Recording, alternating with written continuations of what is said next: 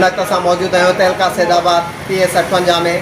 अचो त 2018 जी इलेक्शन जे हवाले सां सियासी माहौल जे बारे में माण्हुनि खां सुवाल जवाब कयूं ऐं पुछूं त 2018 जी इलेक्शन में वोट कंहिंखे कंदा।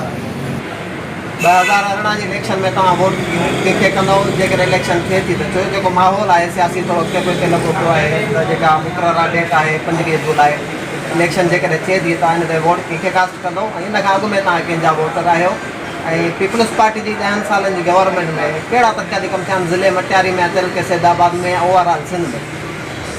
नाज़रीन जीअं त आउं सभिनी दोस्तनि खे ॿुधाई वञा त असां गुज़िरियल 50 सालनि खां पीपल्स पार्टी खे तहलके सैदाबाद में वोट करे रहिया आहियूं ऐं अगरि जे असां तहलके सैदाबाद जी ॻाल्हि कंदासीं त हिते तमामु बहितरीनु पोएं दौर खां हिन नए दौर में जेको न्यू ट्यूनर आयो हुते जेको जंहिंमें चेयरमैन साहब जेके हिते कमु कराया आहिनि तरक़ियाती उहे सैदाबाद जी हर आवाम खे ख़बर आहे त उन केतिरा तरक़ियाती कमु कराया आहिनि जंहिंमें माना वॾे वॾो तव्हां अगरि कमु ॾिसंदा हुनजो त जेका असांजे सैदाबाद तहलके में जेको कब्रिस्तान आहे पुराणो जेको माना 300-400 सालनि खां जो कब्रिस्तान तारीख़ी कब्रिस्तान आहे ऐं सैदाबाद शहर में हिकिड़ो वॾे वॾो कब्रिस्तान हो उनखे हिननि बाक़ाइदा जेका हिननि माना उनखे सॼे खे माना हींअर कमकार कराए हुनखे बंदि कयो आहे। अंदरि हुननि जी हुननि सोलर लाइटूं लॻायूं आहिनि वॾियूं त जीअं राति जो का मिट हुन माण्हू वञी करे ऐं माना आसानी सां मिट खे दफ़नाए ऐं हुननि ॿाहिरां हुनखे जंगलो लॻाए छॾियो आहे त जीअं को बि जंगली जानवर आहे या को ॿियो जानवर आहे या गंद किचिरो हुन तरफ़ माना न वधे ऐं हुननि हुनखे मुकमल तौरु बंदि करे छॾियो आहे, सील करे छॾियो आहे। इहो तमामु बहितरीनु हुननि जी कारकर्दगी आहे चेयरमैन साहब जी, जंहिं उहो जेको चेयरमैन साहब आहे पीपल्स पार्टी तरफ़ां नामज़द थियल आहे ऐं उन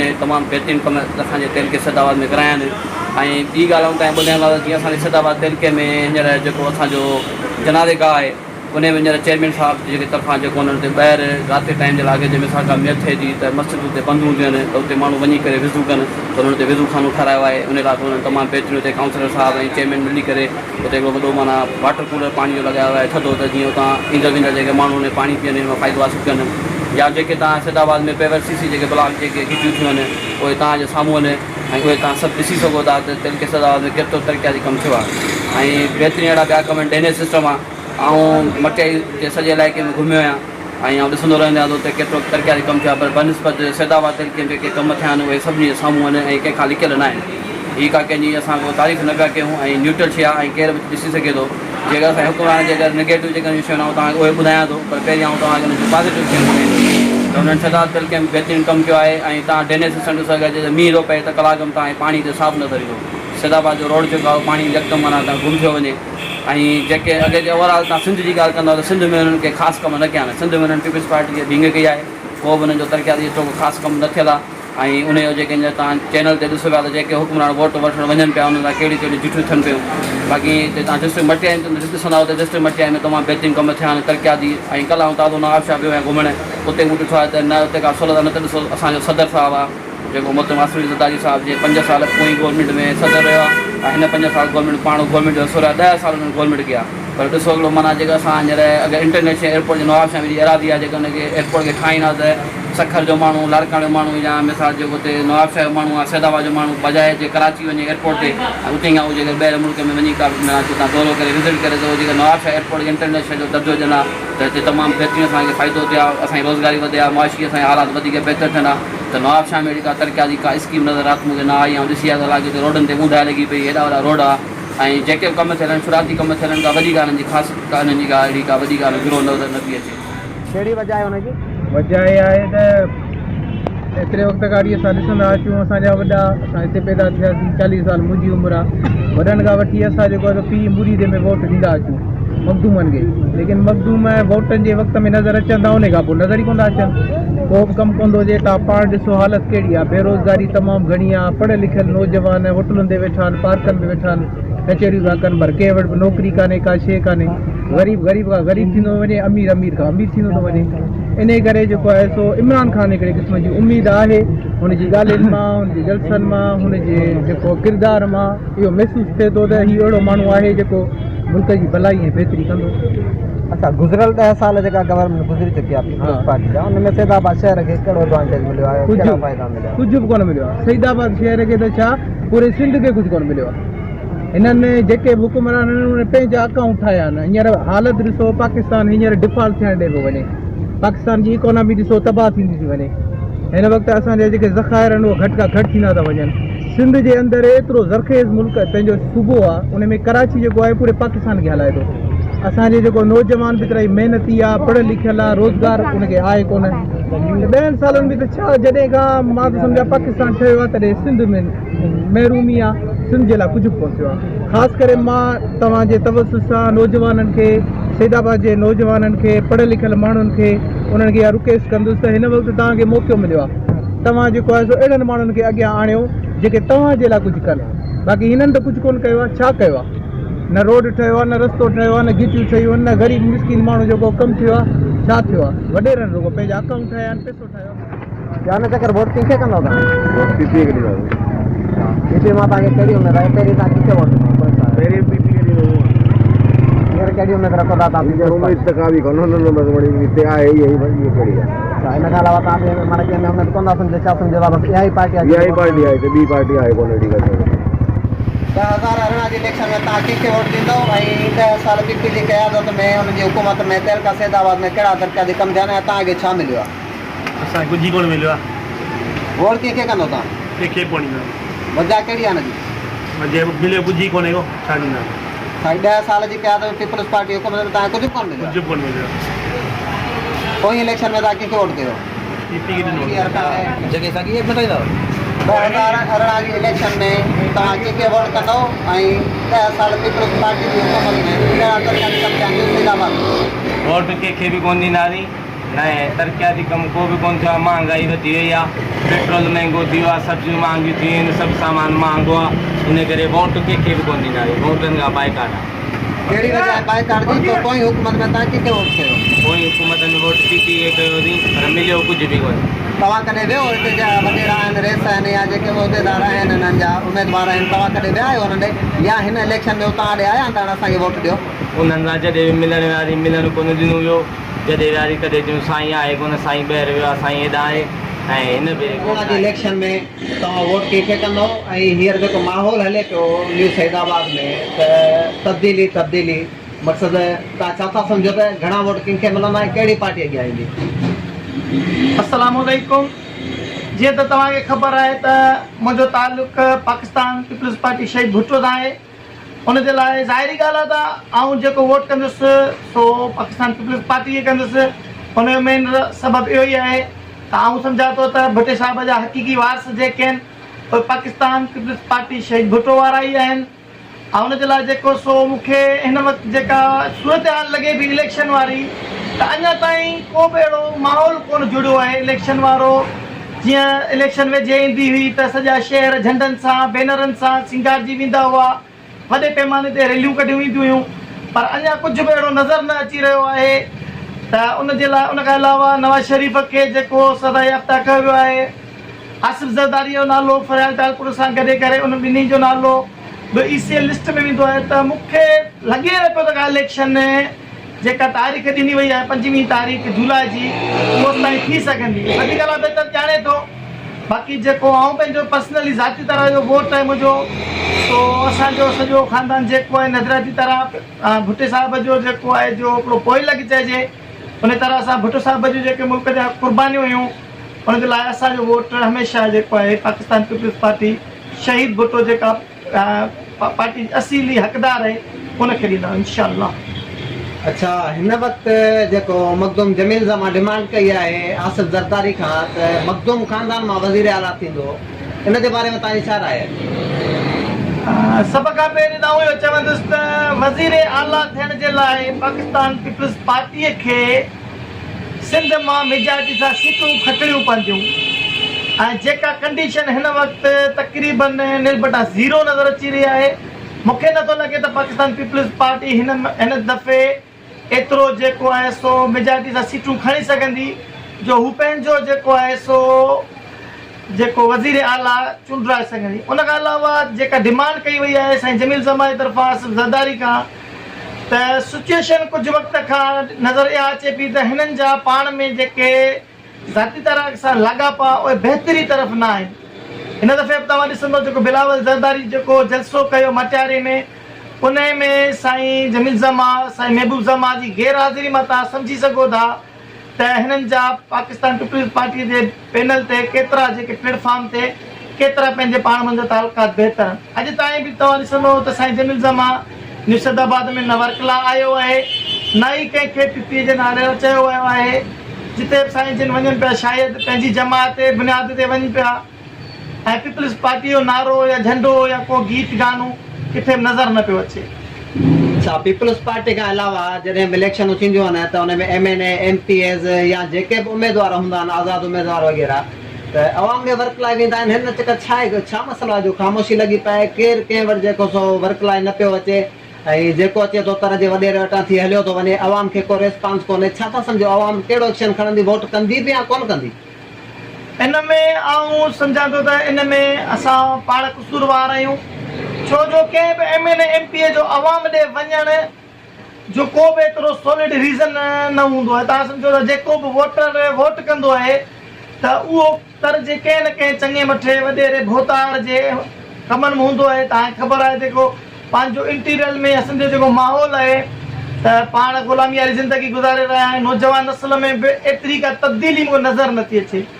पोइ बि वॾेरनि जे ई चकरनि में हूंदा आहिनि त MNA MPA जो जेको तालुक आहे वॾनि वॾेरनि खां पंहिंजो तालुक करे उन्हनि सां राब्तो कंदा, पोइ उन्हनि जो हुकुम अचे थो ऐं असां जहिड़ा आवाम जेके आहिनि सो दिला तीर बजा गाने ते चेलेलो ॾींदा, वोट लाइ तयारु थियो वञनि था।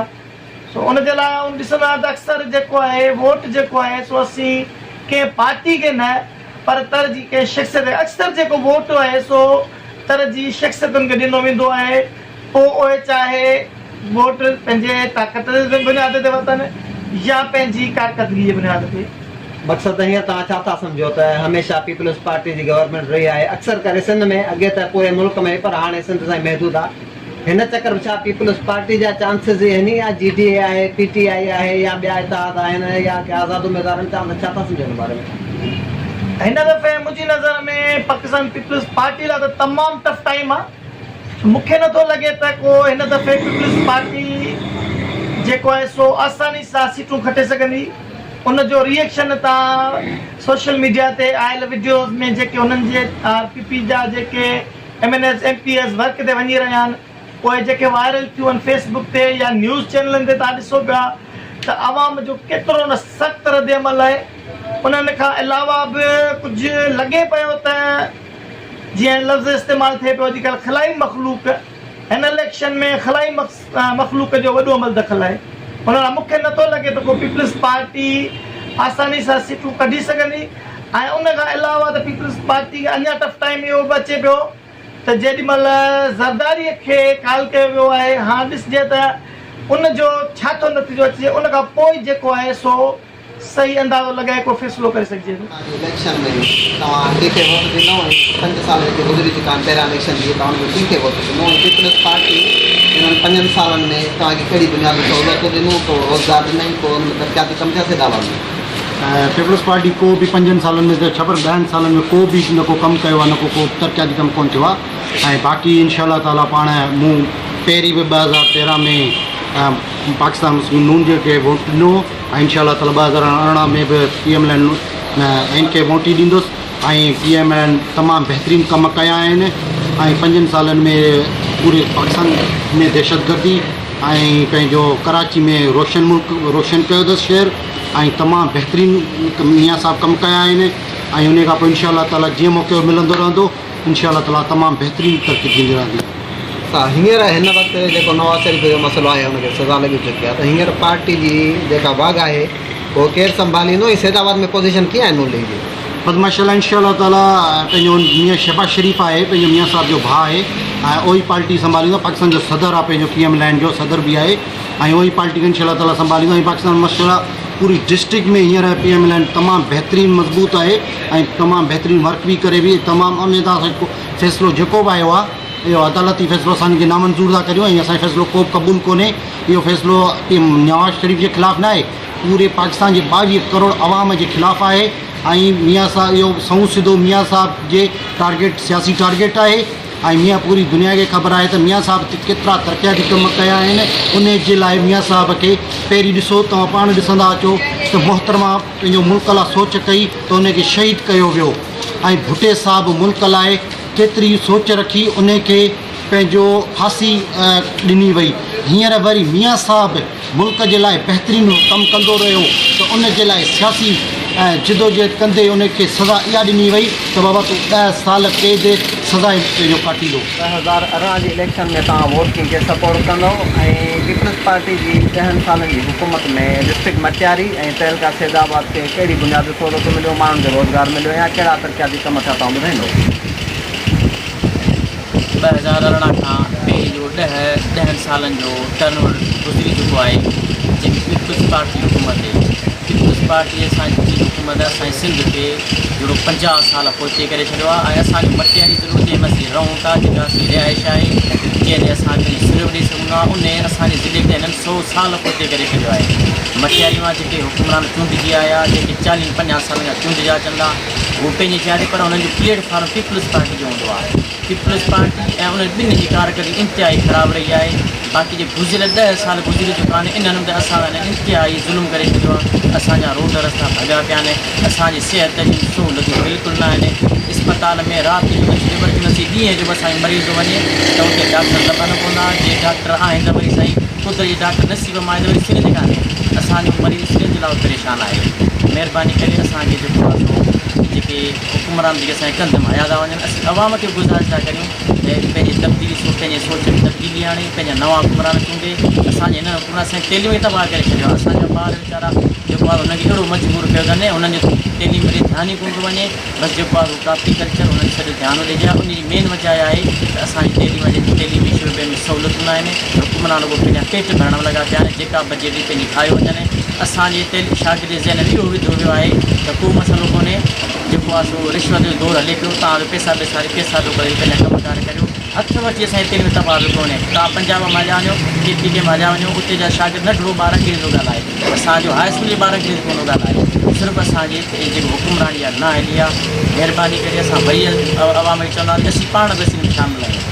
ते जेको आहे इहे हुकुमरान न चूंडीनि, जेके चूंडा अचनि, जेके नवां चेहरा अचनि पिया ऐं जेको आहे सो नवां चेहरा हींअर जेको आहे इलाही प्लेटफॉर्म अची विया आहिनि। पर असां जेको GTA जो प्लेटफॉर्म आहे, असांजे सियासी बाबति जेके असां हुजे, पर GTA जे प्लेटफॉर्म जेके हींअर नवां उम्मीदवार बीठा आहिनि, असीं इनशाला उनखे सपोर्ट कंदासीं।